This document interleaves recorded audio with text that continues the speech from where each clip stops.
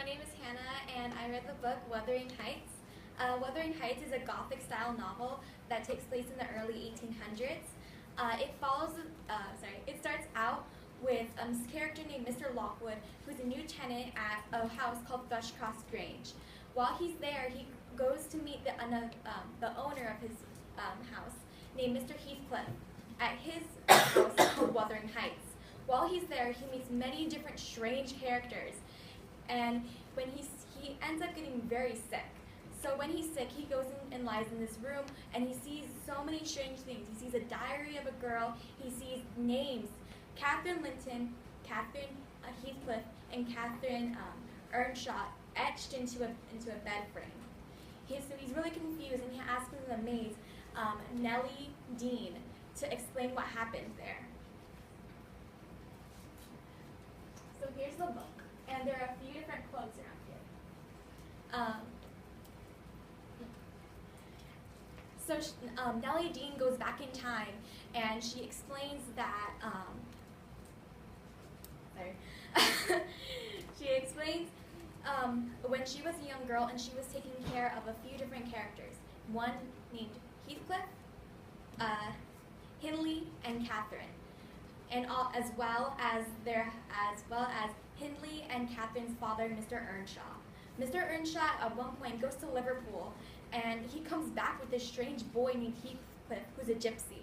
At first, Catherine and Hindley absolutely hate him, but then Catherine especially grows to love him.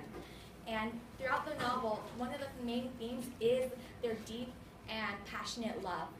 However, Hindley absolutely detests him and hates him, and Mr. Earnshaw even ends up sending him away to college. So Mr. Earnshaw unfortunately dies. So Hindley comes back, and he becomes the owner of the house, and he makes Heathcliff his own laborer and slave. But Heathcliff and Catherine still have this love for each other, and one day when they're out exploring, they go into this neighboring house, Thrushcross Grange, to mess with the children there, who are named Isabella Linton as well as Edgar Linton. But while they're there, Catherine hurts herself, and she's forced to stay there for 5 weeks.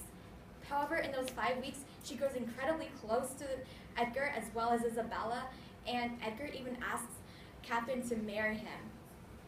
Now this is where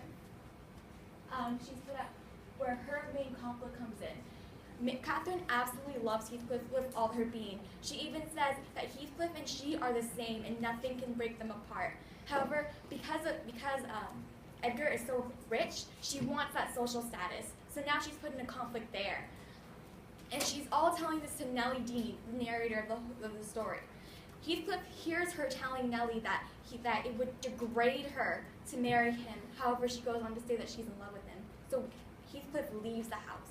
He's gone for 3 years, and then he comes back with his plan for betrayal, which is exactly what his conflict is. Where Heathcliff leaves for 3 years and appears rather wealthy, but now he's trying to get back at Hindley, who forced him to work as a laborer, and also getting back at Catherine, who married someone else when he knew that they were in love. So through this whole book, it tells this complicated and twisted story of their love. However, I highly would recommend this book. I think it's a great book, and it really shows you human nature at its finest, and it shows you how deep and passionate love can be.